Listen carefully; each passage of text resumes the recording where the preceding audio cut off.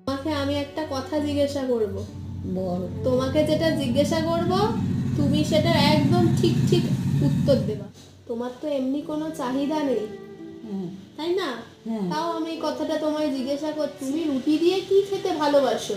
মানে কি খেতে তোমার ভালো লাগে রুটি দিয়ে? রুটি দিয়ে আম দিয়ে খেতে ভালোবাসো? আমি খাই, দি যা দেয় খাই।